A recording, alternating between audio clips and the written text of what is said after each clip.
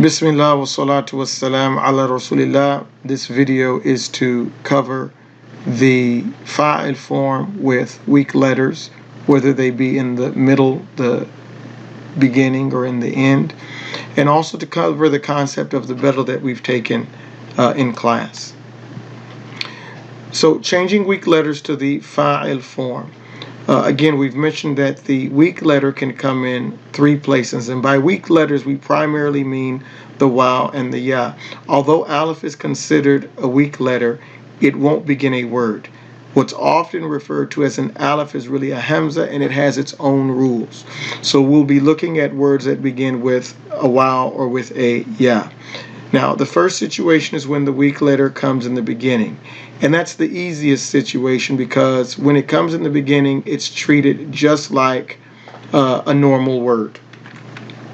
So with wajada, for example, we're going to add the aleph after the first letter, the kesra on the second letter, we get wajidun, okay, or wajid. And again, I didn't put the two dhammas on the dal, but you know they're there because we're dealing with an ism. And the basic rule of an ism is that it's going to take two dhammas at the end unless there's a reason why it can't or won't. Wathiqa, again we add the aleph after the first letter, the kesra on the second letter, the dhammatan on the final letter. The word that we get is wathiq. Wasala, we add an aleph after the first letter, a kesra on the second letter. Our word is wasil. Okay, so that one's fairly simple. The second situation is where the weak letter comes in the middle. Now remember, when the weak letter comes in the middle of a verb, you're going to see it as an aleph. That aleph is representative of either a waw or a ya, because aleph is not really its own letter. It's not really a letter. It's really only used for elongation purposes. Okay? So when it's in the middle, you really don't need to find out if it's an aleph or if it's a ya or a waw, because it's really not going to make a difference as to how we treat it. That will, however, be important in terms of finding the letter in the dictionary. And so until you become accustomed with those words, you're going to need to look up the word in both places. So if we're looking up sauna, we would look up saw waw noon or saw ya noon and see where we found the word. For qala, it would be qa waw lam or qaf ya lam until we found the word. And the same for dana, da waw noon or da ya noon. And in certain instances, there might be one word that actually has a waw in the middle and another word that has a ya in the middle, and they have two different meanings. So it's important to keep that in mind. So when we look at dana, okay, aleph in the middle, again, it doesn't matter whether it's a waw or a ya, we're going to treat it the same way. So the actual middle letter is a ya. So the original way it would be written under normal circumstances would be aleph after the first letter, kesra on that ya, and then dhammatan on the noon. However, when it comes in the middle, we change that weak letter into a hamza that sits on a ya or sits on what they call a kursi or whatever. It sits on like a line, okay? And so how that's going to look in the end is like this.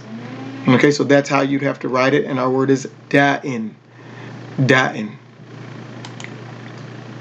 Okay, so when we look at our next word, which is qala, the middle letter is a waw. So again, you're going to put an aleph on the first letter under normal circumstances. That waw would take a kesra, and then you would have dhammatan on the lam, so it would become qawilun. But again, that middle letter is going to take a hamza sitting on a ya, so it's going to look like this, qa'ilun. Qa'ilun.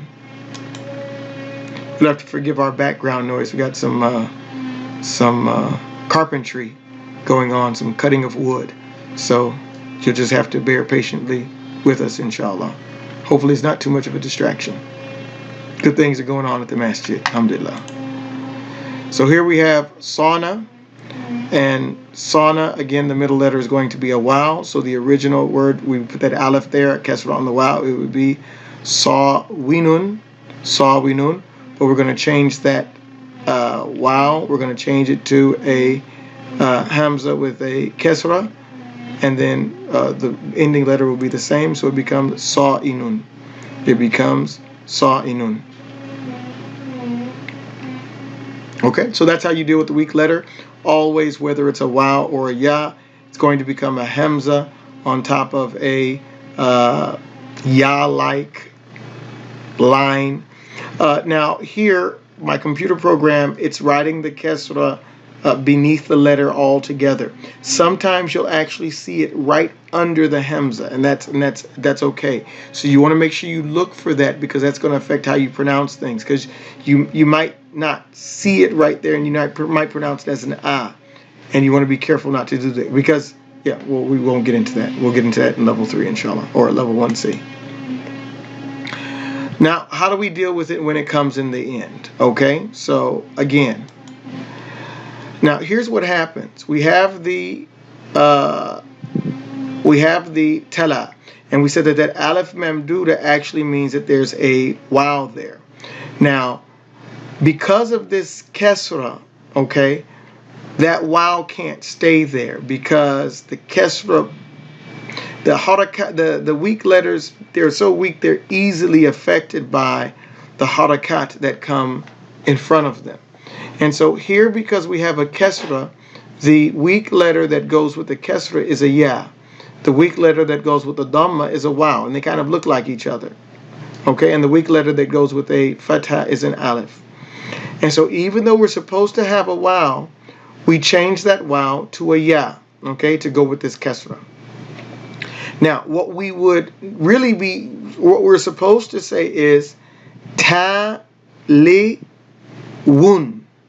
Ta-li-wun, okay? But we change that waw to a ya to go with the kesra. So then it's supposed to be ta-li-yun. Ta-li-yun. That's what it should be. But what happens is, as we've said, that ya is an elongation letter. And so it wants to say tali, elongate. But the form says we're supposed to say ta-li-yun. And so now there's a conflict. There's a conflict between what the ya is inclined to do, which is elongate that kesra, and between what it's supposed to do, which is to have a dhamma at the end. Okay? So we can't resolve that conflict because there's only one ya. There's not two. Remember, in the maf'ul form, there were actually two weak letters. So we could maintain it where there was one sukoon on one and there was a dhamma 10 on the other. We can't do that here because there's only one. And so because we can't resolve this conflict, the conflict of elongation and the conflict of the form, then we drop the letters all together. And we preserve that tanween, but as a kesra. So it becomes talin. Okay? We drop the ya here because there were two things that the ya was trying to do. And each one, it's inclined to, it's supposed to do. So it's supposed to elongate a kesra, and it's supposed to have two dhammas because of the form. But we can't do both because we only have one. And so because we cannot resolve that conflict, then we dropped the ya all together. There's only one ya. We drop the ya all together, and we show the tanween on the lam because the lam doesn't have a problem taking tanween and being elongated. Now, when we add the alif lam here to the front of this word, so it was talin in the general form, or when it was supposed to take the tanween. When we add the alif lam, then we bring the ya back and we allow it to simply elongate. Why? Because now we cannot put two dhammas, we cannot have tanween because of the alif lam. And so we allow it to do the one job that it can do, which is elongate. And so here we say atali. Atali. It's not taliyun. It's atali because we cannot have tanween because of the alif lam.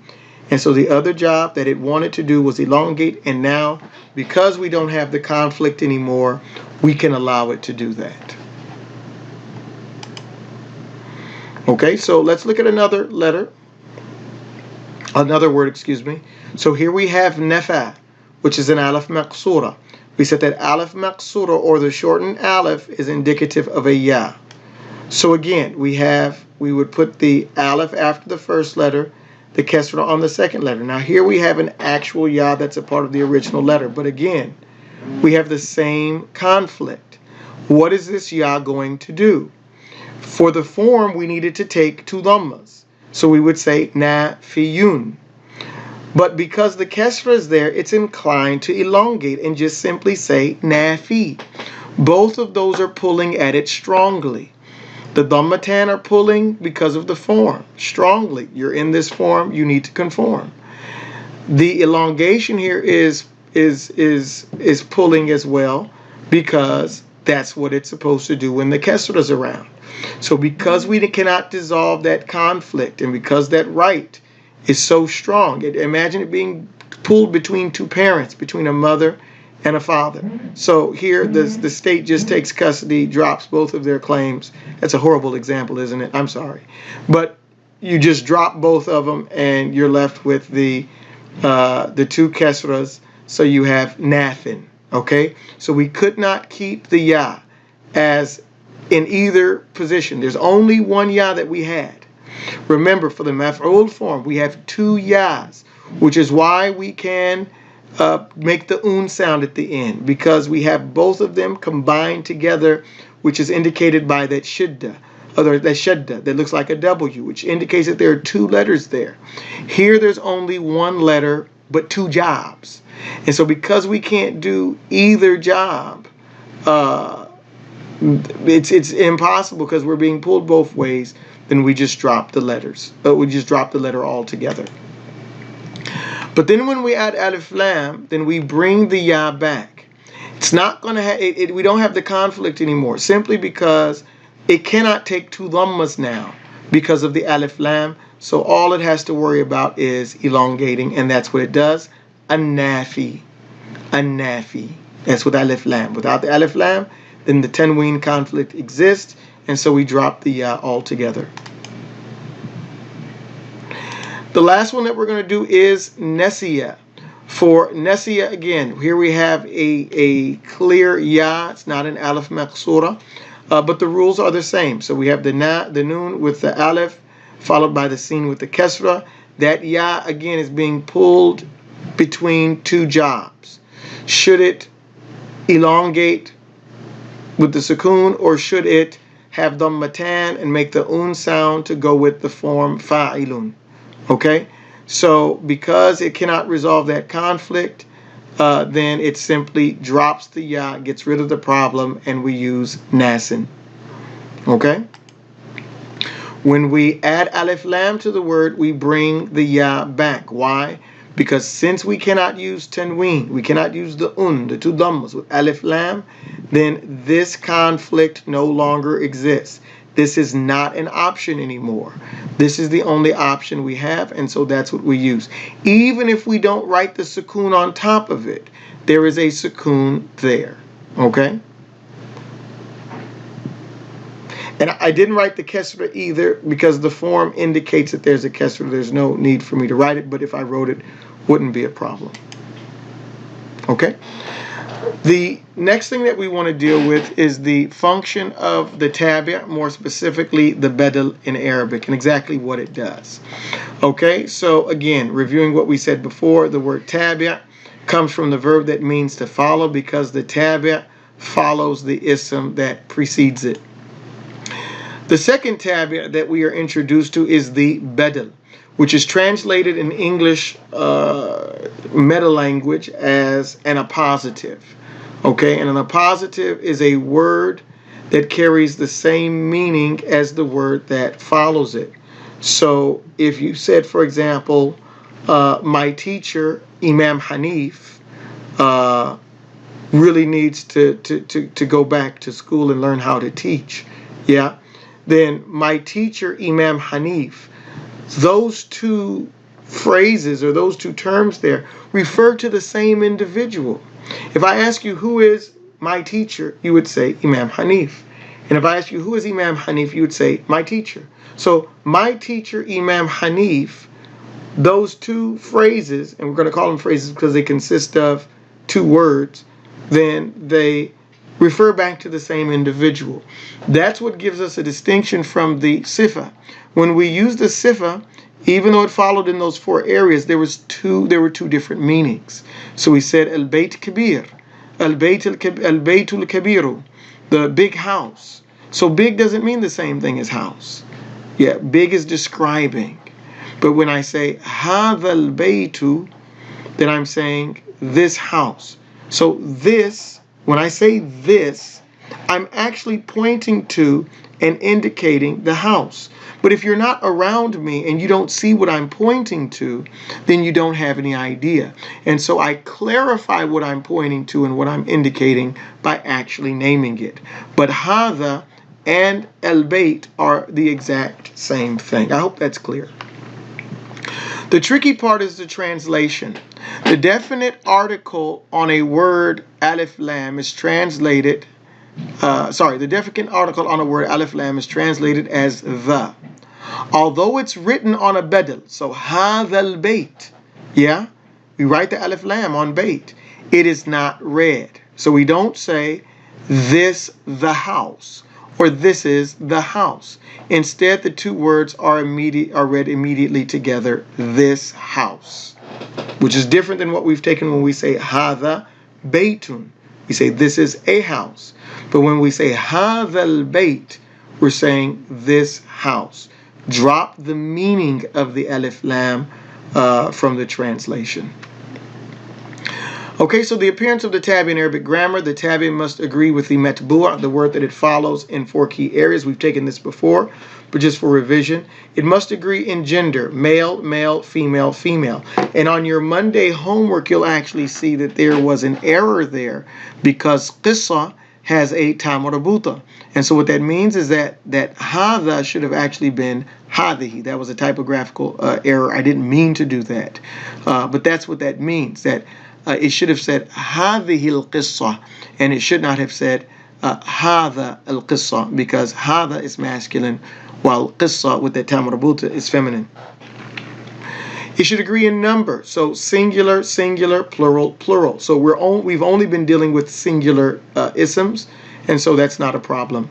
Specificity, both words should either be specific or general. So hadha is specific, and alif lam, when a word has alif lam, it is also specific. Grammatical positioning, and again, we mentioned in the previous video that you cannot say dhamma, fatha, and kesra, because when you get to words that are mabni, or that are pre-constructed, that you cannot change their form or their harakat, then that becomes a problem if you use the diacritical marks, the ending diacritical marks, the ending dhamma, fatha, or kesra as the indicator. Because on hadha, you don't have that. But hadha here, because it's not preceded by a harful jar, a preposition, and it's not mudafun ilayhi, then that means that if it were to take that ending diacritical mark, then it would take a dhamma. And so we know that because we don't have anything that changes that. That's the original rule of an ism. And so when the alif lam word that comes after it, when it also has a dhamma, then we know that they go together. I hope that's clear. If not, just listen to it a couple more times and hopefully it will sink in. And if not, then it'll hopefully sink in with the examples that will be following. So in the Medina book, we have some examples of the badal. So here in sentence number 1, it says, هَذَا الْوَلَدْ خَالِدٌ وَذَلِكَ الْوَلَدُ مُحَمَّدٌ. So هَذَا الْوَلَدْ, this is the badal. Hadha is specific and masculine, and al-walad is specific with the alif lam and masculine. And al-walad is going to end with that dhamma. And of course, because we're not dealing with plurals, they're both singular. So we would translate this as, this child or this boy is Khalid. وَذَلِكَ الْوَلَدْ, that child and that child is Muhammad. Okay? Muhammadun. Now again, this is also important.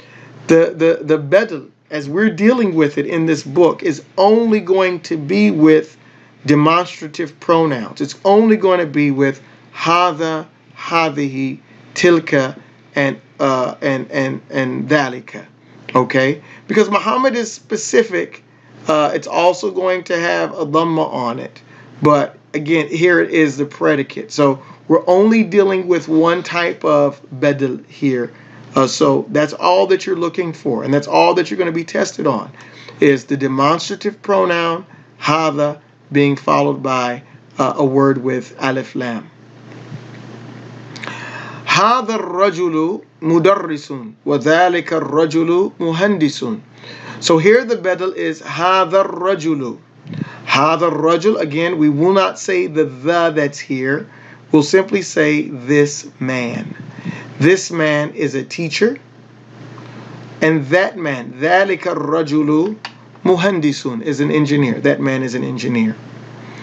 We'll do number 3 here. هذا الكتاب جديد.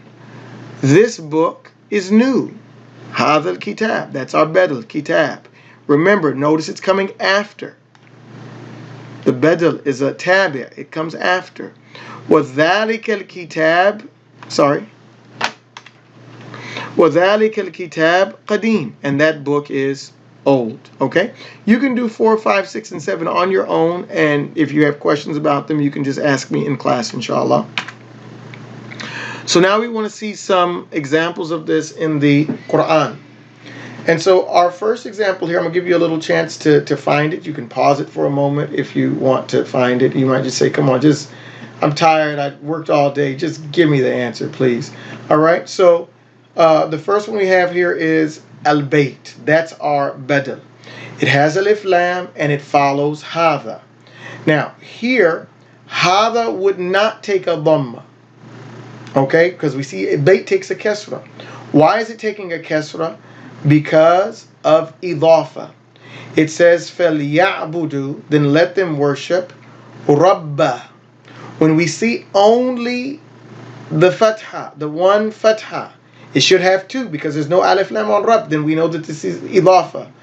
Let them worship the Lord Rabba hadhal bayti. And so Rabb is mudaf, it's possessed. Hadha is the possessor. And al-bayt is the badal of the possessor.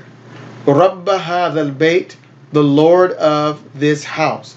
If I were to take off al-bayt, I said, let them worship the Lord of this, my finger would be pointing to the Kaaba, Baytullah, the house of Allah subhanahu wa ta'ala. It would be pointing to it. But if you were not in close proximity to me, you wouldn't see me pointing. And so I name what I'm talking about. And it's almost as if this Kaaba is right here in front of you. You can see it. Worship the Lord of this house, the one that you make tawaf around and that you see all of the time. And it's here in front of you. So again, hadha, if it were to take ending diacritical marks, it would have taken a kasra because it is the mudaf ilayhi. Bayt al-bayt is not the mudaf ilayhi. It is a badal, tabi' of the mudaf ilayhi. Okay? So the tabi' is not the original thing. It is just following along. Okay, so that's important to keep in mind. Let's look at the next example. Wattini was zaytun, not a badal. Watturi sinin, not a badal. وَهَذَا الْبَلَدِ الْأَمِينَ. Okay, now remember we said that this wow, when you find a wow at the beginning of an ayat, oftentimes it will be what we call wow al-qasam. Wow al-qasam is when Allah subhanahu wa ta'ala swears by something. And so the ism that comes after it is going to take a kasra because it's as if he's saying, I swear by. Ahlifu bi. And so since bi is a preposition, then the words that come after it are going to be majroor. I swear by. I swear by. وَهَذَا الْبَلَدِ الْأَمِينَ. And so here we have our first tabi', which is al-balad. It's taking a kasra because hadha is taking a kasra, if it could take a kasra. So we could say, وَهَذَا, and I swear by this. But if you don't know what's being indicated here, then it's being clarified after that, by this land. وَهَذَا الْبَلَدِ. And then after that we have al-amini, which also follows. This is also masculine and singular and definite, and it follows in terms of its grammatical positioning. But is it a badal? No, because land, al-balad, and al-amin, yani safe and secure, don't mean the same thing. So this is a sifa. So you, mashallah, you have both tabis here. So you have al-balad, which is a badal for hadha, and you have al-amin, which is a sifa for al-balad. Nice, mashallah, huh? It's in Surah At-Tin. The last one we have is al-balad. Okay, so we talked about al-balad, and then we're going to Surah al-balad. Okay, he says, La uqsimu bihadha al-balad. Yani, nay, I swear by this land. Again, same thing. So here you say, see that's what that wow means. When you say wa, you're saying uqsimu or ahlifu, I swear, bi hadha al-balad. Okay? وهذا البلد الأمين يعني أقسم بهذا البلد الأمين. So here البلد is the appositive because it follows in those four areas and it ends with the kasra. وأنت حل بهذا البلد. Okay, so again we have B, and so we have هذا البلد. Okay, so hopefully that was clear.